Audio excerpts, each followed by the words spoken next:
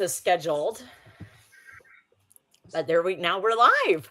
Okay, so we are here with Nook. We're super happy to be here with Nook, and there are 6 authors here, many of whom I know in real life, and many of whom I'm getting to know better tonight. So I'm kind of excited, along with hopefully all of the readers who are going to be tuning in. So when we do these, first I just want to explain what we're here for. So all 6 of us have joined with Nook, and we're doing a giveaway.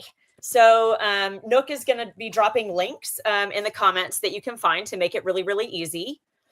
And it looks like we may have a few technical difficulties we'll try and work through. I will just mention, if you guys have problems to where you can't hear, and I guess Barbara wouldn't be able to hear this if she can't hear anything. But generally speaking, we'll want to... Anyway, if something like that happens, you can log out and log back in, and that will often fix it. Julie is our partner with Nook that's helping us out, and she can let you back in. But the giveaway that we're doing tonight, all 6 of us have chosen a book that is not normally a book that's free.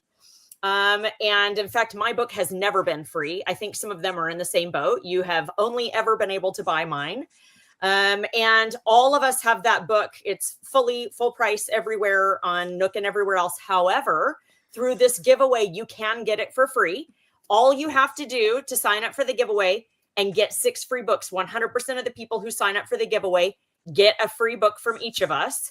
All you have to do is go sign up for our newsletters, basically. When you enter your email, you're signing up for our 6 author newsletters, which you can unsubscribe from, but we hope that you won't right away. A lot of us have welcome gifts when you sign up for our newsletter, so you can expect some cool goodies from us, and also some updates and more information about our lives and our books. And then one person that enters the giveaway is going to win this. And I don't know how well you can see this, but this is the brand new Nook Glow Light 4, and it's in the ocean teal color, which is, it just came out a couple of days ago. So one person is going to win this.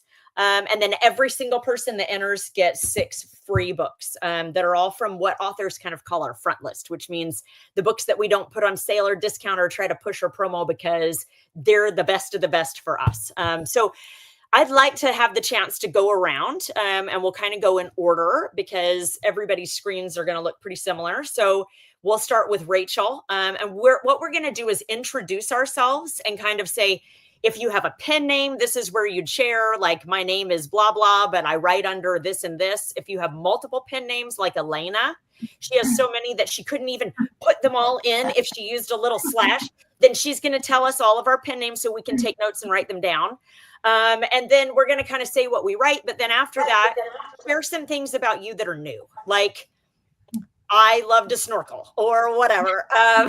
So Elena can tell us about her husband's recovery or some of her, newest cowboy books. Elena writes faster than anyone that I know and still maintains amazing quality. So she can talk to us about that. So we're going to say some things about our books and then some things about our life so that you guys can remember who we are. So we're going to start with Rachel. She looks like she's ready to go. She unmuted herself. So hit us, Rachel. Thank you, Bridget. I'm Rachel Bloom, and I write contemporary small town romance and romantic women's fiction. And the book I'm giving away is The Unbound Bookshop. See if I can show it here. And this so Rachel, just as a mention, don't talk about your book yet. This is just about you. Tell us about you, what you write, where you're from, if you don't mind sharing kind of where you live and some things that don't have to do with your books. We will circle back around in a minute, talk about our free book. Thank you, Bridget. Okay. So I live in Northern California, and I grew up in the cutest small town in the foothills of Yosemite National Park. So a lot of my books are set in small towns. They have a lot of that, just that fun vibe with the quirky community, the fun events. I loved growing up in a small town, so I love writing about them. And Gold Rush town. So we have lots of fun traditions. And I guess something kind of random about me is my husband is a pilot. So I am obsessed with flying, and I hope to write more about that in a book one day. And that's it for me. Am I next, Bridget? Do I You're go next, Elena. Okay. Sorry. And then after that, we'll go to Barbara Hinsky and then keep going around. Okay, I was like, I think I'm next in the scheme, but sometimes you're never really sure. So I'm Elena Johnson. My name's a little bit weird. If you stick an I in the middle, you can almost always get it, Elena. And I do just want to mention that StreamYard comments are like 10 seconds delayed. So leave us comments. We won't see them for a few seconds, but we'd love to circle around and answer your questions a little bit later as well. And Julie from Nook was like, tell us where you're from. So tell us where you're tuning in from. I live in the Rocky Mountains, just south of Salt Lake City. It's been pretty warm here recently, just barely started to turn cold. Yesterday, I took my dogs to the park. It was 38 degrees. That was cold. Today we went, it was a 51. So beautiful. It hasn't snowed a ton yet down in the valley. The mountains are covered in snow, which, you know, is good. We want snow in the mountains. So that's where I'm from. I write contemporary romance under Elena Johnson. It's clean and wholesome, sweet, doesn't have any explicit content. Most of it is beach related. So if you're looking for a beach escape, this is it. I write Christian cowboy romance under Liz Isaacson, and I write sweet romantic women's fiction under Jessie Newton. So if you've read any of those books, then that's me. I love to eat. That's like as if you cannot tell. But I have my favorite snack that's sitting here in my book office. I used to make these. Have you ever made the saltine toffee where you put the saltines down? We used to call it like fake, I don't know what we call ghetto. It was called ghetto toffee. I don't even know if that's politically correct. I'm going to get canceled. I don't want to like boil sugar to a temperature, right? Like, give me a break. I'm a DoorDash person. So I would put toffee down and then I could pour some like some sugar over it. That's not really, I don't have to go to a certain crack stage. Chocolate chips. They sell it now. This lady bags it and sells it, you guys. Wow. It is, I can't. I eat it by the bag full. So that's my guilty pleasure right now. I just bought myself their Christmas collection. It has gingerbread in it because I love gingerbread. Oh, and I see people coming from California, Illinois, Kentucky, Connecticut. Awesome. That's coast to coast. Awesome. That's me. I love sweet things. I love potato chips. I love sweet and salty together. And I don't cook, DoorDash person. So here we go. All right, you're up, Barbara. I love that. I'm Barbara Hinsky. I write women's fiction, clean and wholesome, mysteries, thriller, and suspense, some literary fiction. Everything seems to have a little bit of mystery in it. I guess I'm just kind of addicted to that. My books often feature big homes with attics full of wonderful kinds of valuables that you find. I mean, I've been in every attic in every house I've ever owned, and all I have is dust and cockroach. But same. Yeah, but I live in this hope that there is that valuable stuff up there. So I write about it. It lives in my mind anyway. And I'm, honestly, I'm now decorating my house for the holidays, and you can see my office in the background. I mean, it's a mess. Okay. But I'm generally a tidy person. I've got all the totes out, everything. I mean, I've already gotten 2 trees up. I've got the pillow genre covered. Throws are out. I'm working on mantles and garlands. Tomorrow will be candles, and this is the point where I'm like, do I need therapy? Have I lost my ever loving mind? Should I just pay someone to come in and haul this stuff out to the trash and spare me? Because I'm going to put it all up and then I'm going to have to take it all down. But nonetheless, here we are. True confession. This is what I'm doing and why I'm not producing any words. So Barbara, this would be a good time for our readers to chime in and tell us if they decorate for Christmas before Thanksgiving. Yes. My kids said the other day, we could go ahead and get our Christmas decorations up because we're going to be in Galveston for Thanksgiving. And I was like, we can't do that. We haven't had Thanksgiving yet. You cannot decorate for Christmas. And they're like, but we're not even going to be here. I'm like, I don't care. It's a rule. They're like, why is it a rule? I'm like, I don't know why, but it feels like there's a rule. So I have not decorated for Christmas, but it sounds like you do. And I know a lot of people do Yeah. decorate for Christmas before I've Thanksgiving. just I struggled with that. I probably should have had therapy about that, but I struggled with that for a couple of years, and then this year I just decided no, you just have to. It's too late. It's too much work. So this I'm is not your first year breaking the Thanksgiving rule. second year. A tree got up Second last year. year, and this year I have gone over to the dark side. And how does it feel? You know what? It feels great. I mean, I have got turkeys and pilgrims all over this place. Santa's out. They're commingling. It's just commingling. It's a complete mess. And that's probably why I'm so on overload. It's like I don't have any room in my kitchen to put we're like Elena. I mean, I'm not door dashing, but I'm heating and serving. It's going to be a reheat Thanksgiving, and I'm so grateful that I'm not having anybody coming. Yes, I'm so happy about that. I love my family. I love my children. Glad they're not going to be here. I do the reheat every year too. We order from the grocery store and the bakery. It's amazing. I also don't decorate till after Thanksgiving, and I pay my daughter to come do it.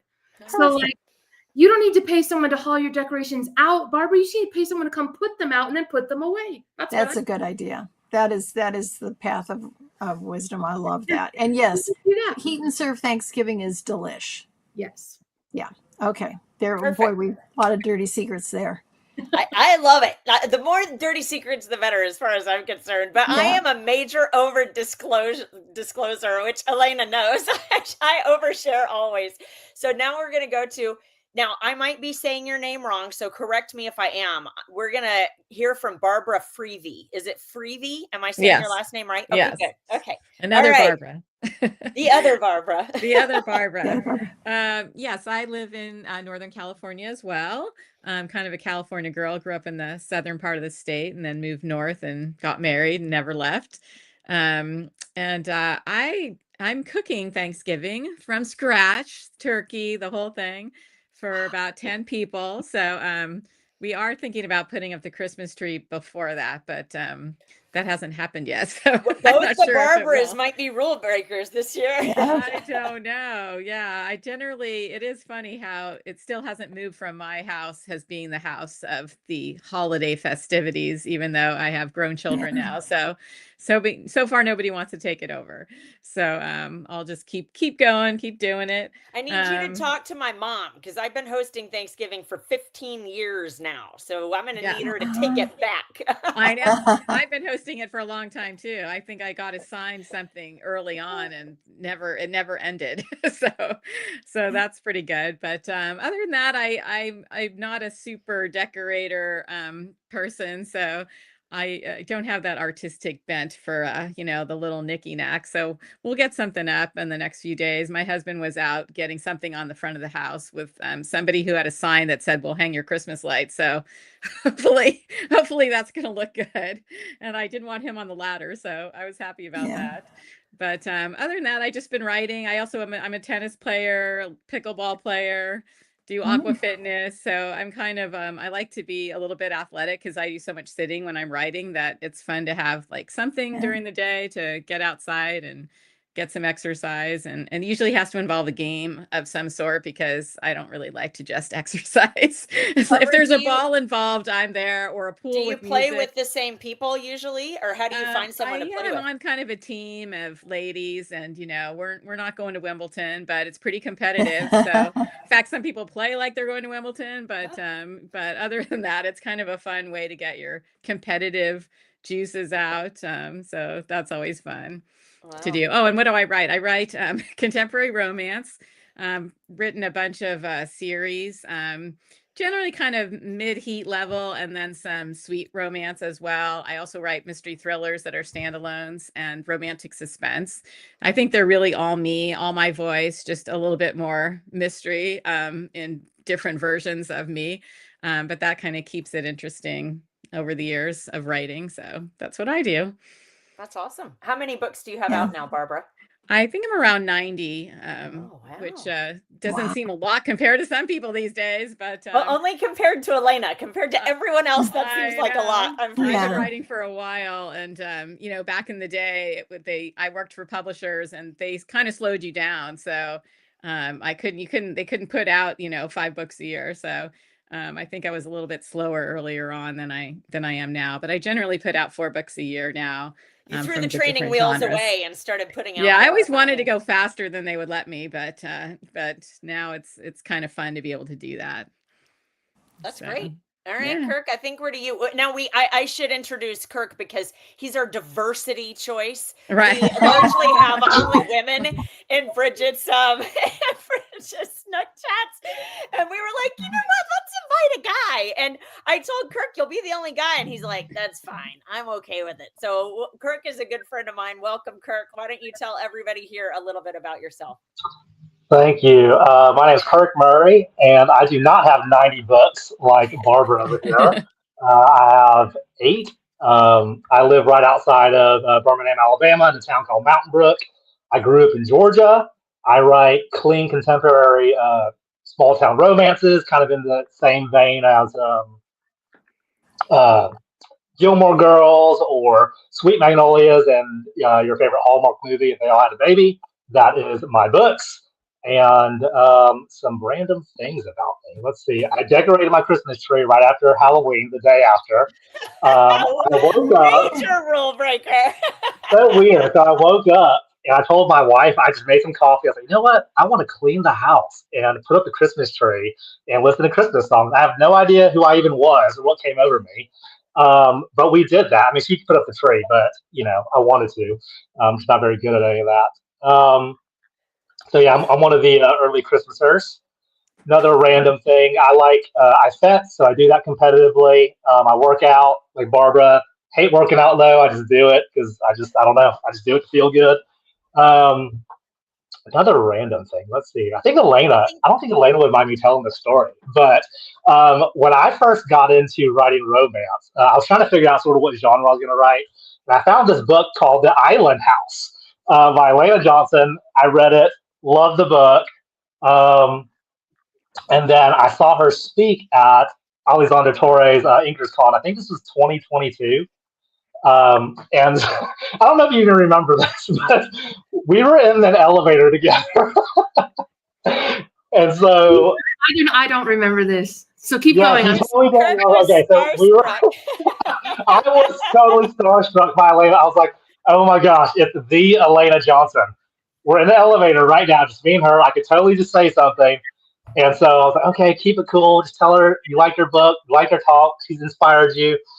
And so when I went to say hey to her, I just made this weird noise. I didn't say anything else. So I was like, and you looked at me, Oh, and yeah, you looked at me and like you wanted me to finish, and I totally just stood there. And then you turned away.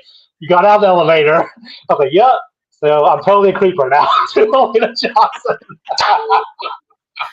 And now I'm on live stream with you, Barnes and Noble, making dreams come true. Here we go. So What's the opposite of a professional meet cute? It's like a professional meet fail. Exactly. So like, I love your book. It's inspiring. That's what I want to tell you. I love your chat. Love your indie inspiration group, and yeah, here we are. So while we're telling Elena stories, I will just say, here's my Elena story, my original Elena story. I was in 2018, my agent had just dumped me because a publisher had offered me a deal that they wanted to gut one of my books and turn it into something it wasn't. And then they wanted me to basically change a bunch of things. And I said no. And my agent said, if you don't take this deal, we're done. And I said, oh, well, I guess we're done. And so suddenly I went from being agented, but an agent who couldn't sell my books for 4.5 years. And then I had no agent. And I was like, I'm a big fat loser. So I went to a writing conference that Elena was speaking at. And I had heard that she was indie, and I wanted to talk to her about it because I had gone ahead and submitted another one of my books because I'd written like 8 books at that point and not gotten anything published. And I sent her a message because I was asked by the conference to go admin this talk. So I couldn't go see Elena's talk because I had to go into another room and introduce people, right, on this panel. And so I messaged her and said, I can't come because I signed up to volunteer and I have to go moderate this panel, but I'd love to pick your brain because I'm a loser with no agent and I don't know if I'm ever going to have a book out. And it's been 6 years of writing with nothing to show for it. And if you have any time at all, I'd love to just come chat with you for a few minutes. And I was like, she's probably not going to respond because she doesn't know me at all. And she sent me a message and literally said, I'm about to start talking. I was like, yeah, no kidding. And you said, but in like an hour, I don't have any lunch plans. If you want to come sit by me, I'm like, okay. So I went an hour later and sat next to Elena for lunch and talked to her for like the whole lunch. And at the end, I had like a game plan. I'm like, okay, I'm going to try it. This is a good way to go. And so I was too scared of her to be her friend then. But I think by 2020, we were friends. But in 2018, she was a new business acquaintance that I decided to follow the career trajectory of. So we had an actual professional meet cute, Kirk, because I was able to actually talk when I met her. You guys, I'm a nice person. For everyone watching, I'm a nice person. You can talk to me. Like, you can say hi. Like, I talk back. I'm totally nice. So nice. Like, well, now Elena's my best friend. So obviously I think she's nice. She's very friendly, but it took, I think a lot of times, and I think you guys will find this for all of our readers, and it's a theme in probably a lot of our books. I think a lot of times we are our own throttle, right? We're the governor on our own little go-kart. It can't go faster than 40 because we won't let it go faster than 40 because Elena Johnson couldn't possibly like me. So we don't talk to her in the elevator, or we talk to her and then we don't hang out with her anymore after that because we're too intimidated, right? So in life, we sometimes have to say, maybe I'm better than I think. Maybe I'm good enough. And I think you guys need to be telling yourselves that same thing because it seems to be a theme. But I'll go. Maybe Elena didn't even have lunch plans because she doesn't have friends either, right? Well, now she does. You know what I mean? Like, we all have those insecurities and those things that we have to work through. And I'm totally an island. Like, I rarely have lunch plans or dinner plans or anything. I like have to reach out and do all of that because it's scary, and people have their little friendships and stuff like that. And I'm usually not part of that. So I don't know why. I don't think I'm intimidating, but I think other people think I am. Kurt, I don't remember the elevator incident at all. So I don't know if that's good, bad, or indifferent, but at least it's not bad. Because neutral. It's a win. It's a win for me. So I don't think I'm an introvert. Nook asks, aren't writers introverts by nature? Number one, Bridget is a massive extrovert. So she doesn't fit that mold. I think I'm an ambivert. I can be out. I can talk. Yeah. I can get on the stage. I can interact with people. I think I'm actually really good at it. But then when I am ready to be done, it's like a wall within 5 seconds. I'm done. And I need to be by myself, somewhere usually really cold and really dark, and I can recover alone. That's what I like to do. And I do like being by myself. So I am sort of introverted. Usually when I leave the house, I have to look myself in the mirror and be like, you can do this. You're the Elena Johnson. You can get out there. People like you. When you talk, they want to talk back. Like, I have to kind of gear myself up. Once I'm out, I'm good. Well, now you can just think of the elevator story. So yes. All right, I'm going to do the last introduction is me.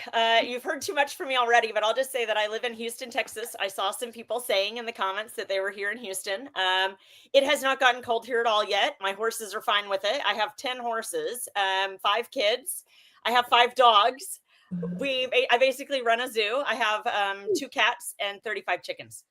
Elena's counting on the horses. I had 8. It's the dogs. I thought you only had 4 dogs. You have 5 dogs? I had 4, and then we found out about that rescue dog that was missing a leg. Remember? You're like the missing leg dog. I forgot about the missing leg so dog. So now we have a little tripod dog that I named Bingsu because I'm obsessed with Korean stuff, and so that's my favorite kind of Korean ice cream. But anyway, so we have a lot of dogs. We have a lot of chickens. We have a lot, just a lot. Bridget just has a lot of energy, dogs, animals, kids, everything. So and I love to kickbox, and I love to lift weights in the morning. And I like to read. We all like to read. We forgot to mention that. When I have time, and I like K-dramas because I think we've talked about that. And then I think now we're going to go around. Now Rachel was ready. She's ready. And I cut her off because I have to let anticipation build. But now we're going to start with Rachel. I'm sorry, Rachel kind of got the shaft because she hasn't done one of these with me before, I don't think. And so I said, Rachel, you can go first. You're first in the little square. And then I was like, no, don't talk about your book. So if there's anything you forgot to share about yourself that you want to share, Rachel, please feel free to go ahead. And then let us know about the book that you chose that is free in this promo. So the people that are listening can get really excited about what book they can read. Okay, thanks, Bridget.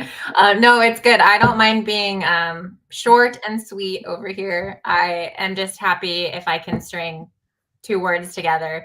I have a 4-month-old who's in a sleep regression. So if my brain works at all, I am happy. So I will try this again with my book.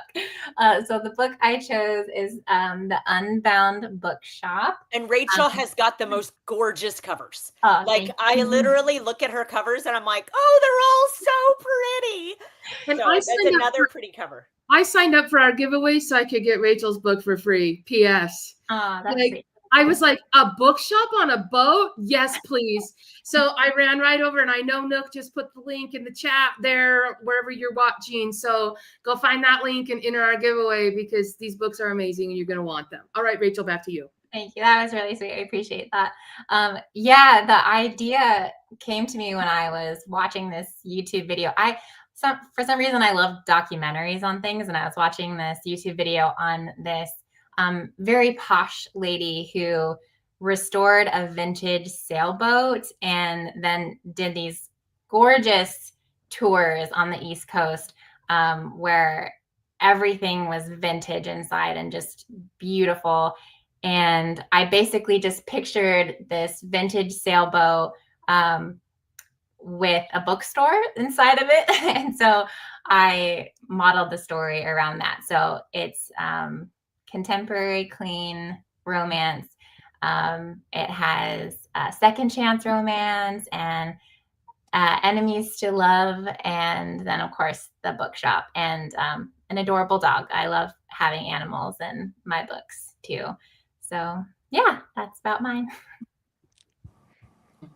Thank you so much, M's Books. I have my Nook charged and the books downloaded. Yes. Wow. That's the way to do it. Hey, Elena, just as a Yes. reminder, before you introduce yours, I'm just going to say, anybody who wasn't here at the very beginning, we're doing a giveaway associated with this live. And so everybody's talking about the books that you'll get free. Every single person who enters the giveaway gets 6 books that are not otherwise free anywhere else. They can get those 6 books for free, one from each of us. And also one person will win this, which is the brand new Nook Glow Light 4 in the Ocean Teal variety. So we'll choose one person to win that. Nook has given that to us to give to you guys. So we're pretty excited. Okay, now Elena, tell us about yours. Awesome. Yes. And I told my daughter, Bridget said at the beginning about her daughter wanting the Nook. And my daughter goes, wait, I've never had a Nook before. I'm like, honey, you're going to be okay. You have so many other things. You're going to be fine. Maybe I could get those books. I'm like, yeah, you can. And you know what? The Nook app is free on your phone too. So anybody can read on Nook. My book is Cross Cowboy. This is the special edition cover. I didn't have my regular cover because I sell books from my website and I sent it out. And I was like, oh, shoot, I don't have my book. So I have this one special edition with my illustrated cowboy. My book is Cross Cowboy. It is a family saga romance. Travis is my grumpy cowboy. And all 4 books in the series are grumpy cowboys. They're all Cooper brothers. They're gingers.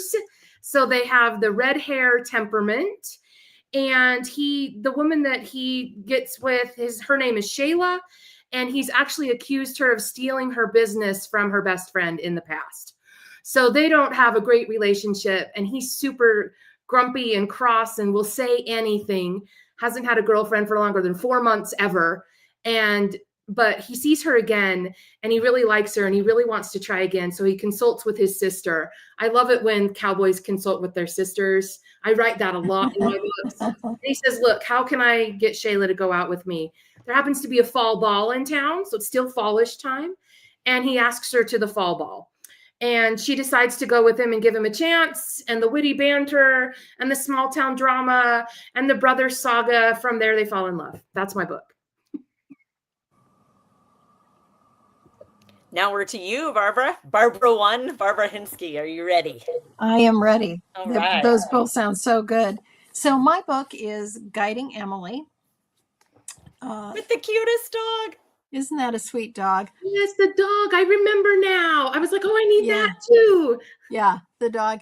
The tagline on this is it's a tale of love, loss, and courage, where sometimes the perfect partner has four paws. So it's about a young woman who loses her eyesight in a tragic accident on her honeymoon.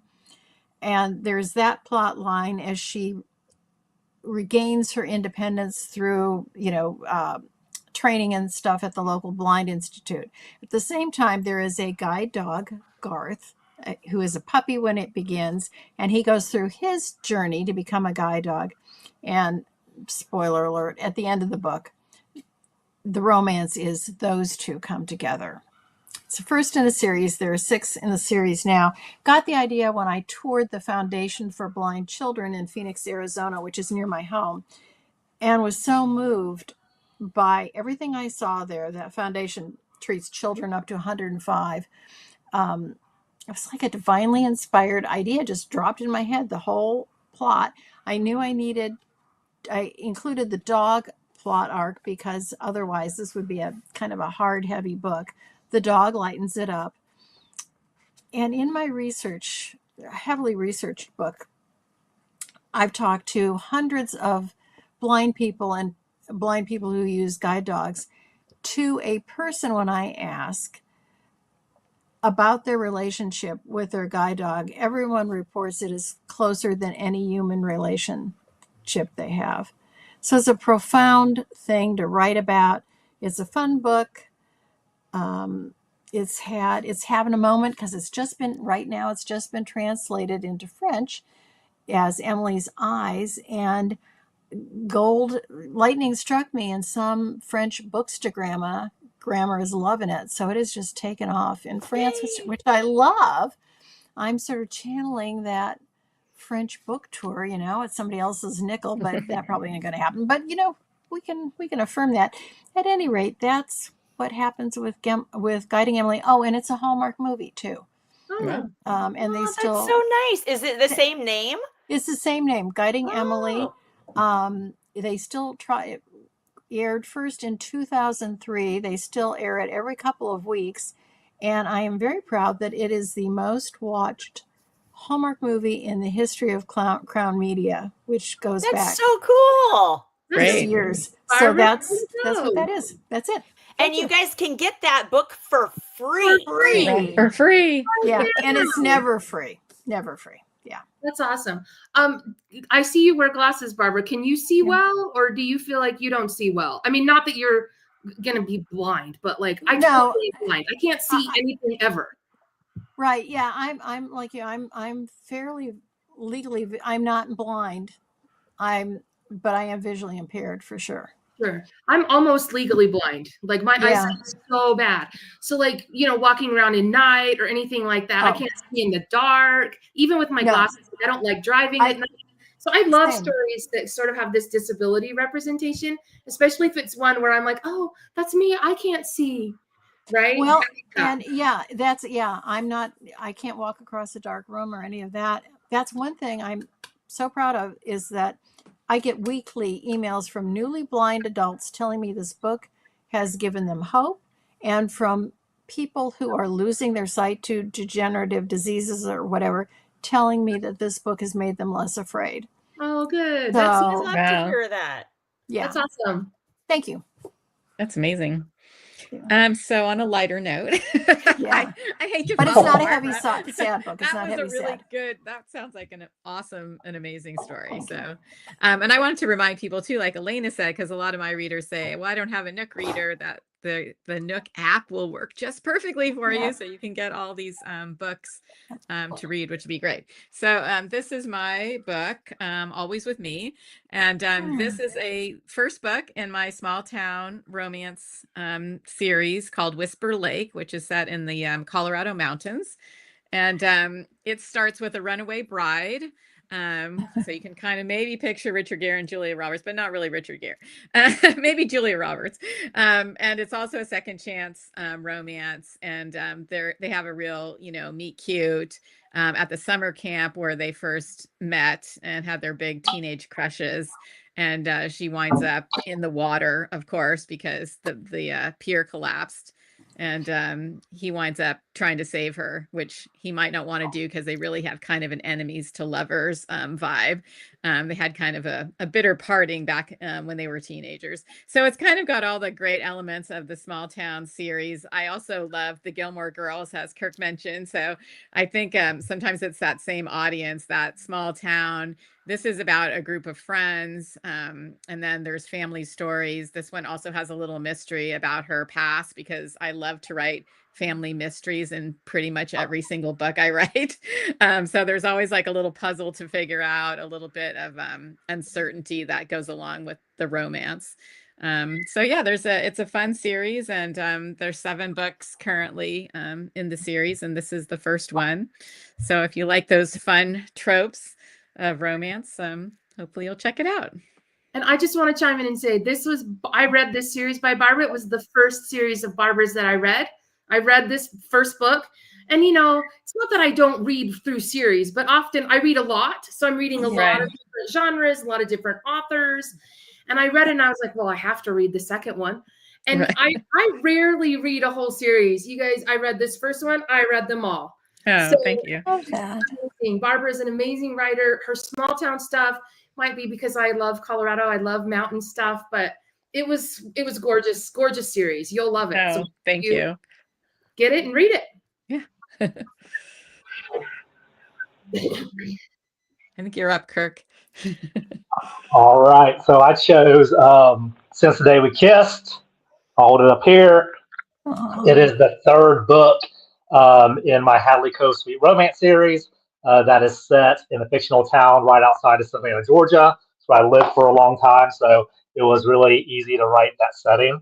Hey, Kirk, I'm going to interrupt you. Kirk, are books 1 and 2, if I remember right, they might be on promo right now? Yeah. So yeah, books 1, 2, and 3 are on promo now.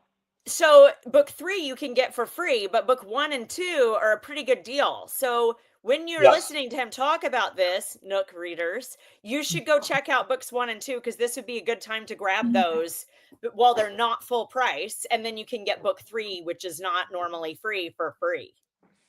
Sorry. Thank you so much for that. Yeah, usually they're $9.99, and yeah, so they're discounted now, so go grab them. But yeah, so really it's a story of Kara Walker and Ethan Bennett falling in love right after their senior year in high school that summer, right after graduation.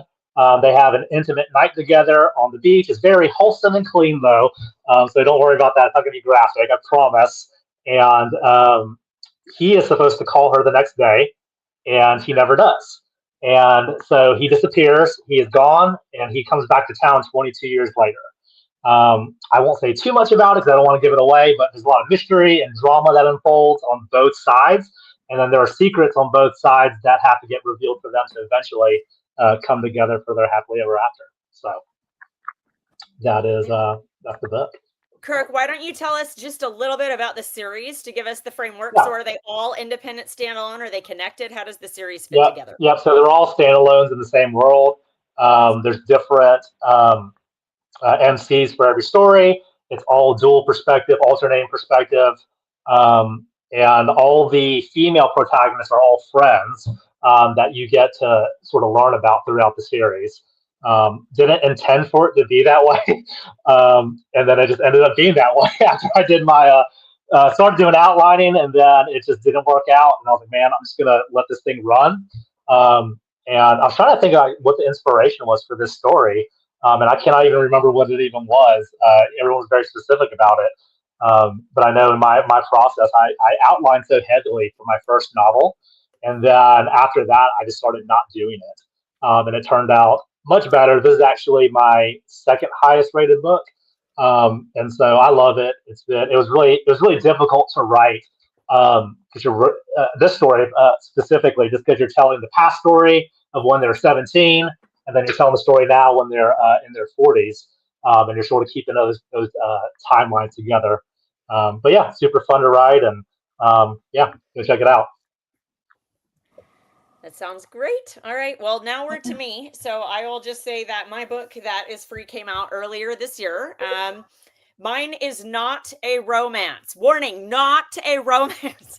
Mine is the first book in my women's fiction series. My women's fiction always has romance in it. But if you're going into it reading the book and thinking, gosh, it will be alternating point of views from a guy and a girl, and there will be a happily ever after at the end, you will not like this book. Okay. My women's fiction series have romantic subplots. Each of the girls, spoiler alert, will end up with a happily ever after, but it does not happen in one distinct book. So if you liked things, I, like everyone else on this, apparently loved Gilmore Girls, Virgin River, stuff like that. They're love stories that take a lot of time. So what actually happens at the beginning of The Crumbly Old Castle is there are 3 women. So I'll step back just a little bit. My last women's fiction series is called The Birch Creek Ranch, and it's complete. It's done. It's 8 books. And in that one, you had kind of 2 sister-in-laws that didn't get along that well, and they were forced together. This time, I've had so many female friends that were extremely important to me that when I was going through something difficult in my life, they were there. And no matter what I was dealing with, I could message them and say, this is a problem. I'm heartbroken. I'm upset. I'm stressed. Poor Elena. She gets dings from me all the time. I'm so stressed out. She and I have both been doing special editions, and I messaged her several times. I was like, I'm going to die under a pile of special edition books that no one's going to buy. And she's like, Bridget, calm down. You're going to be fine. You can make a casket out of those. You can make a casket out of I'm going to have an Egyptian sarcophagus out of sparkly books. Anyway, so we have to talk each other down off the ledge sometimes, but I also, and I don't know how many of you guys know this, over disclosure, I was married before, and now I'm, happily married to my husband. We have 5 kids together. We've been married for 20 years, but my first marriage was not a happy place. And so I wrote about 3 women who have been each other's best friends since they were in grade school together. They all rode at the same barn. So, I have 10 horses, so they tend to find their way into my stuff sometimes, but you don't have to be a horse lover or anything. But these 3 women were best friends all the way through high school, and then they went their separate ways. But over the last 20 years, every year they have gotten together for a girls' trip. So at the beginning of this book, they're leaving on a girls' trip together to go to Ireland. So the name of the series is The Irish Escape, and this one's called The Crumbly Old Castle. And all of my books have a title that ties in somehow to the theme of the book. I'm a major outliner, so I outline not just the book, but the series. I have my whole series outlined. I have all my titles, my 8 books, I had all my outlines, with one exception. My last series was supposed to be 7 books. And I literally made one of the books called The Surprise, because I had an idea for another book that would fit in between. And instead of 7 books, I had 8, and it was called The Surprise because I'm corny. But anyway, there was an actual surprise in the story too. But this one right here, The Irish Escape, is these 3 women are getting away for a girls' trip. But some things change when she gets to this crumbly old castle that they're going to look at, which is called Dunluce Castle. I've been to Ireland a couple of times, and I took my family this spring to go see Ireland again, and we went to all the places in the book. And after visiting this crumbly old castle, she kind of gets a new perspective. One of the main characters, there's 3 different women with alternating point of views, but Natalie gets kind of a different perspective. And when they visit this place called the Fort William Estate, which is a place that we went to with my family and stayed, because they do rent out the little cottages on the property. And so we went and stayed there, and it's also for sale. So we got to do like a tour of the property, and I took a lot of photos, which are all in the book. So whether you get the ebook or the other version, there's a lot of pictures in the book. And they're pictures of the actual Fort William Estate, because I thought that would be cool. So the book has, and depending on your e-reader, sometimes they're in color, but this is a picture of the Fort William Estate. And the 3 women are there for each other. They're all going through something. And in this first book, you'll probably have a really good idea of who the love interest will be. But 2 of the women are going through a divorce. So there are no love interests for them. One of the women is widowed. And so she does have, let's just say, some sparks, but she hasn't been on so much as a single date in the several years since her husband passed. So they all have some work to do. And I just finished writing the second book. So this book just came out last week. It's called The Creaky Old Barn. And so all of these are going to have the something old something, right? And so the first one's the Crumbly Old Castle. That one you get for free. It's never been free. And then the second one is the Creaky Old Barn. And I'm writing the third one right now, the Shabby Old Cottage, because it jumped the line. I had to write it. So those are pretty, similar titles, I guess. I hope people don't get confused. But if you like women's fiction and hard-earned romance, I would say, then this is going to be a series that you will love, because these women, no matter what happens, are there for each other. This series is very much about both female empowerment and the power of female friendship. And then, of course, love stories that happen, and there's some horses and stuff thrown in for good measure. So that is my Irish Escape series. Now, we have a little bit of time left, so we're going to start with Rachel. She can go ahead and unmute her mic. And we're all going to talk about a project that we're working on or another book that we want to mention. And if Nook is still energized, they might drop a link to these as well. These are not included in the giveaway, but it's a little bonus that you're going to hear about something else that we're working on. So, and I did notice that Nook just posted a link. So if you haven't seen it yet, at least on the Facebook page, they posted a link so you can go enter the giveaway and get these 6 books that you just heard about entirely free. You can read them on a free app, or one of you guys will be chosen to win this new Nook e-reader. So Rachel, why don't you share with us something about a project you're working on or you're excited about or that comes out soon? Okay, perfect. Thank you. Unfortunately, the project I'm currently working on is top secret, so I can't share that one.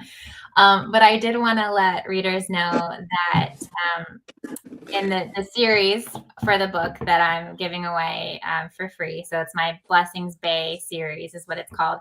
The prequel story to that series is also currently free, and it's called Blessings on State Street. See, look at that cover. Isn't it beautiful? Hold it close so we can see the little house that we now want. Sorry.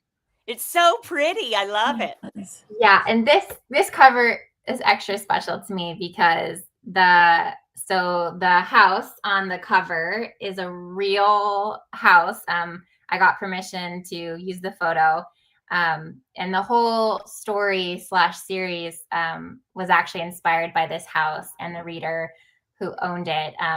She was in my Facebook group, and I was writing a completely different book about an inn. And I said I was doing research, and she emailed me and she's like, I happen to own an inn. I'm an innkeeper. So if you have any questions, let me know. And this started an email exchange, and she sent me this article that her inn was featured in, and I read it, and it was some of her life story and about the children she adopted and these like events that she does for veterans at her inn. And she's just this incredibly loving, caring woman who had gone through some tragedies in her life, but she's still just this bright light. And I fell in love with her story. And they had something that they did called Elves Weekend, where she bought this inn. It was the first year that they were opening it, and they were going to be featured in this holiday home tour. And this tragedy happened, and she didn't know how she could decorate for Christmas with her heart broken. And the entire town, true story, like came to her aid when they had barely known her. They just bought this house. They all decorated it together. Local restaurants provided food to like feed everyone. And they carried on the tradition with every year they decorate the inn together. And it's this whole event, and it's just it just touched my heart so much. I emailed her. It was like, this is going to sound so strange, but how would you feel if I loosely based a story on your inn and your life? And I didn't know how she was going to react, but she was so gracious, and we became dear friends. She came to visit me in California. I came out for a reader retreat at her inn, and she sadly did pass away last year, but I know I will see her again. So she's amazing. So this whole series is just special place in my heart. And that book, Blessings on State Street, is where it all started. So that is also free if anyone wanted to check that out.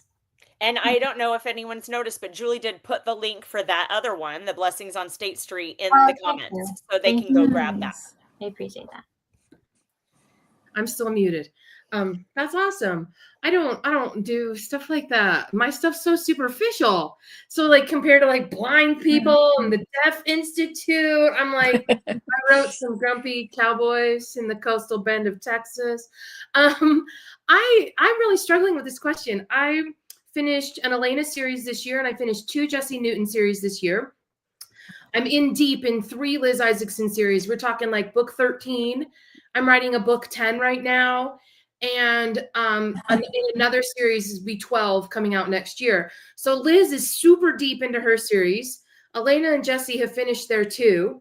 And I'm looking at 2026, and I don't have anything scheduled in my women's fiction catalog or my Elena Johnson beach reads for the first time in like 10 years.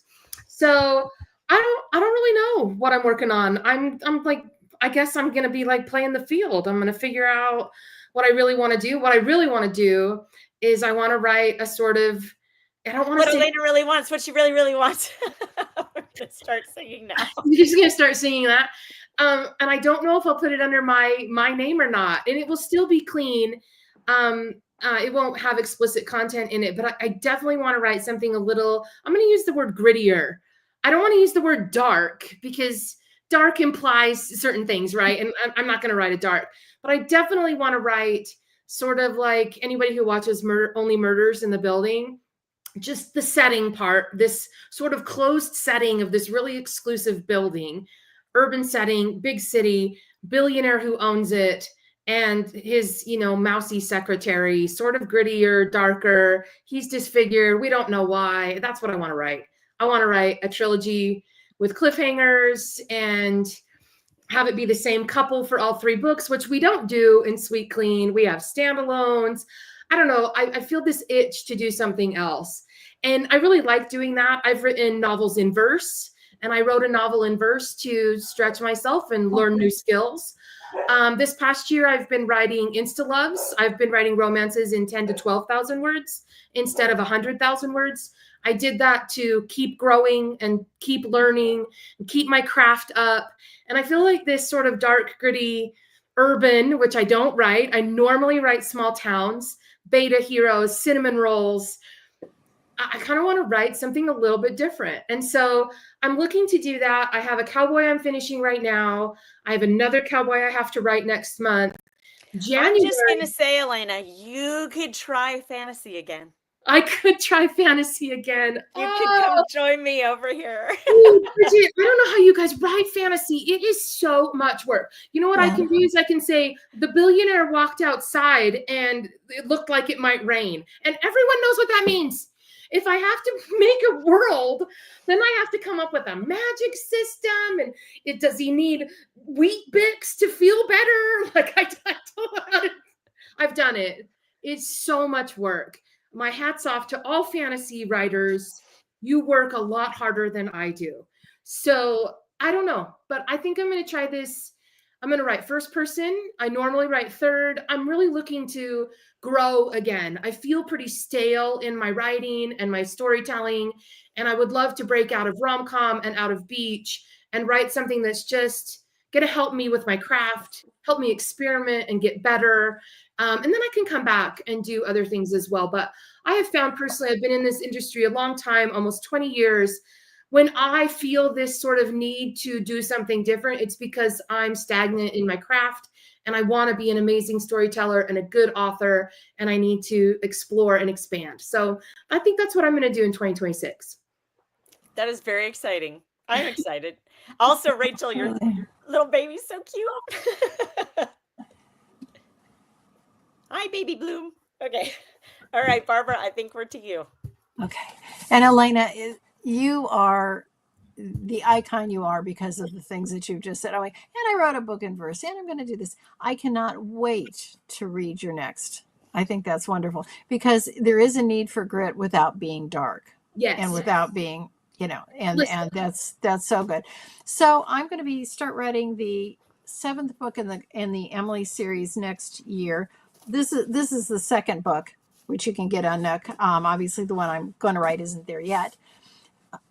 They require a lot of research because I do get high marks from the visually impaired community that I get it right. So it's like, okay, I got to keep getting it right. This community is so misrepresented, and they deserve so much better. So that's what I'm going to be doing. And so I will just say that and turn it over to Barbara, because I want to make sure everybody has time to say what they're working on, because I want to hear it. Okay.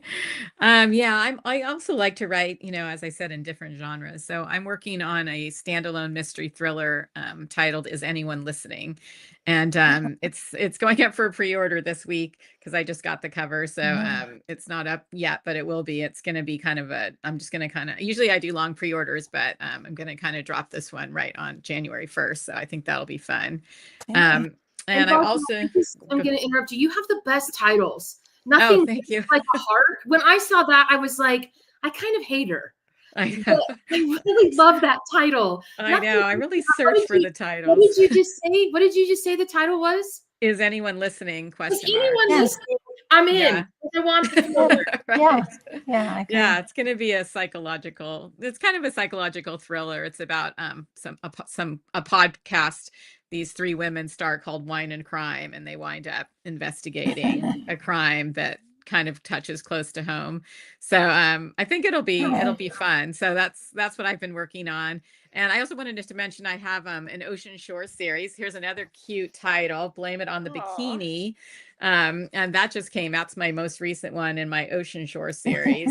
And this is sweet romance. And it's kind of like a sweet romance, Melrose Place. It's set in an apartment building on the beach in Oceanside, California, where the military jets are going overhead, and everybody's a friend and they find love. And so it's really a fun little series. So yeah, And I feel a little Nook, bit. Nook put a link for that too in the Oh, comments. great, So yeah. if you want to check there is a link Check for out Blame It on the Blame It on Bikini. the Bikini. Yeah.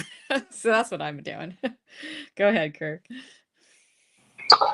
I am working on a nonfiction book called Little Black Dog. It is the second book in my series, Dog Lovers.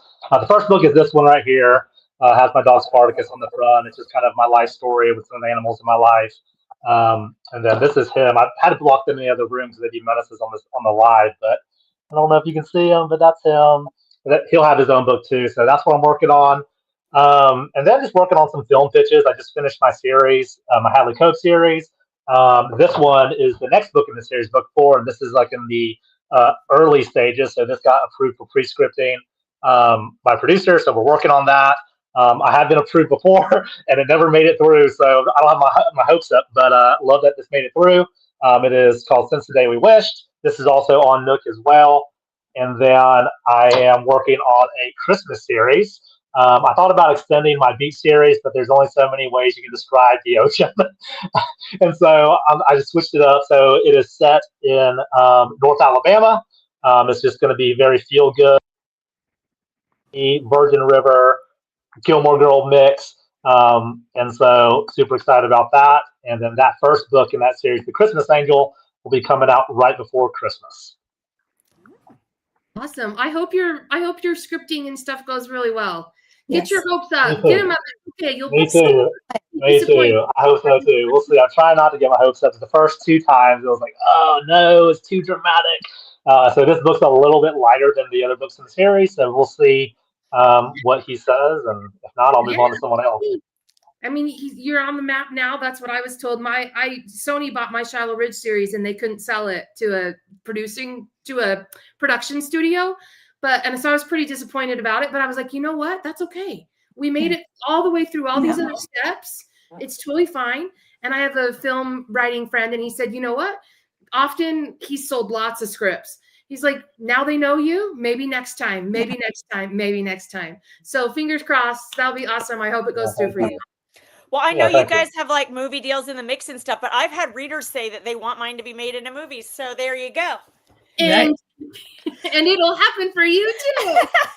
In 32.6 years, it will happen, I'm sure. So my kids have found that meme from Titanic. It's been 84 years. And now anytime anyone says anything about that, they'll send me the meme like, don't worry, Mom, your books will get turned into movies. It's been 84 years. That's what they won't be movies anymore. It'll be like an interactive experience based on Bridget E. Baker's books. Anyway, okay, so I am last, and I might actually also be least. But the book that I have coming out December 1st is called Denver the Not So Great. And it is actually, I was trying to count how many genres I have put books out in now. I have 57 or 58 books out. I don't remember. I think Denver is 58. And I have like 14 genres or something like that because I'm very stupid and I literally just write whatever story I feel like writing. But we had a couple of years ago in 2022, we had a horse that we loved dearly, but who was not at all fancy, that we did not spend very much money on, that we just bought for a family horse. His name was Denver. And he babysat two of my daughters, and he was babysitting one of them. He was her jumping horse that she showed on. And we brought him home for family photos because that year we were going to do a family photo with all 5 of our horses. Now we have 10. But anyway, he was coming off the trailer and spooked and flipped out and shot off the trailer and landed really hard on his back leg. And we didn't know what was wrong. Multiple vets and a long time we ended up having to get a CAT scan. And they finally came to us and said what he did was super rare and weird. And the vets had never actually seen it happen. He knocked the cartilage, which is called the scutum, off of his leg, and it couldn't sustain weight. And horses are not like dogs. If they only have 3 legs, they need to be put down because they will, it's called founder, but basically they'll get laminitis. Their feet won't work right and they'll have to be put down. And so the vets told us that we should do it now before he suffered more. And we were really upset about it, like really upset. I felt really sick about it. And we finally heard from a vet that I talked to on like our 5th opinion, who said that he thought that this surgery that would work for high-end show jumpers that had arthritis might actually fix Denver's problem. They weren't sure, but they thought it might. And it was not a cheap surgery. And we were told by all of our vets that it was absolutely insane to do it and that it had a 9-month recovery. And I basically wouldn't be able to write at all. And it was going to be a total debacle. And we decided to go ahead and do it anyway. Merry Christmas to us. It was literally like right around now when we decided to go ahead and do the surgery in 2022. And the prognosis was that about 30% of horses got an infection and died that had this surgery. And about 33% of horses were never sound again and still ended up needing to be put down eventually after months and months and months. And about 33% of horses made it. And that's if the surgery was for what it was intended. We did it as an experimental surgery that we weren't sure if it would work. And we did it anyway. And you know what? Denver hugged the best case scenario for every step of this whole thing. We had a few setbacks and a few problems, but I have had readers asking me, because all my readers pretty closely followed my story as we were going through this, because I didn't have a whole lot of time to write. I was mucking stalls and hand walking Denver for probably 2 or 3 hours a day. It was a mess. And he also thought it was a mess. He's like, I want out of this box. So we took our very not fancy, which is why it's called Denver the Not So Great, because he is not a great horse, but he was great to us. And me and my kids, I think, learned a lot doing this. And Denver is still with us now. He turns 20 in January of next year. And that's another reason why everyone said we should just put him down, because he was already old. They're like, why would you do all this for an old horse? I'm like, who's not fancy and doesn't even have lead changes. I'm like, well, we love him. So now Denver, basically our cheapest horse, is one of our more expensive horses. But he's still doing great today. And I finally had the idea a couple months ago to write the story from alternating point of views, from Denver's point of view and from my point of view. And so that book comes out December 1st in ebook and audio. It will be on Nook and both. And I saw that Julie already dropped the link there.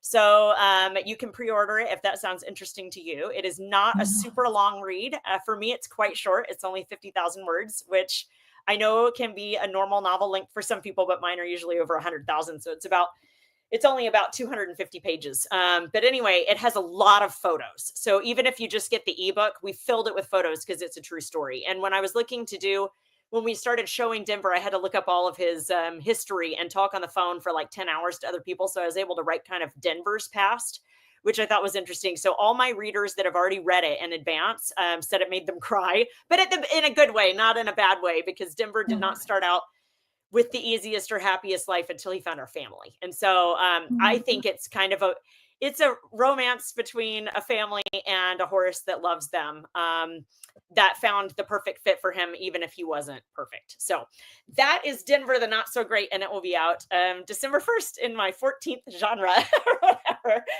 So anyway, and listen, before we sign off, of course, we were doing this to talk to you about our books and our giveaway, but I think all of us would probably say the same thing. As Thanksgiving approaches, the thing that I am most grateful for in my career, not in my family, but in my career, is my readers. We have this opportunity to do this job that I think is just amazing. And not many people, this is my dream job. I've wanted to do this since I was a little kid, and I wrote a story in first grade and got first place in the whole elementary school. And I said, I'm going to write books. And everyone's like, okay, little kid. And then now I finally get to. I got confused and became a lawyer at first. And then I realized I didn't want to do that. And now I write books. And we have the best job. My kids like to joke that I lied in my last profession and I lie in this one. But the Denver book at least is true. So, but we get to make up stories. And some of our stories are heartwarming and touching. And some of our stories help us when we're having a hard time. Elena, your books that you're like, these are fluffy. I need fluffy sometimes. Absolutely. And sometimes I need heartwarming like Barbara. And sometimes I need something that's going to help me feel inspired like Kirk's dog stories. And sometimes I need something that's based on a true story like Rachel's. And sometimes I need something that's going to leave me a little scared, but then also happy at the end, like some of the suspense stuff that Barbara Freedy writes. These stories we get to write because of you guys. So when we're counting our blessings, we are very grateful for Nook because they are such a phenomenal partner. And we are very grateful for our readers and that we get to do this job. So I just want to say happy Thanksgiving to all of you guys. Thank you so much. And we hope that you'll take the opportunity to gobble up these books that we're offering for free because we love you.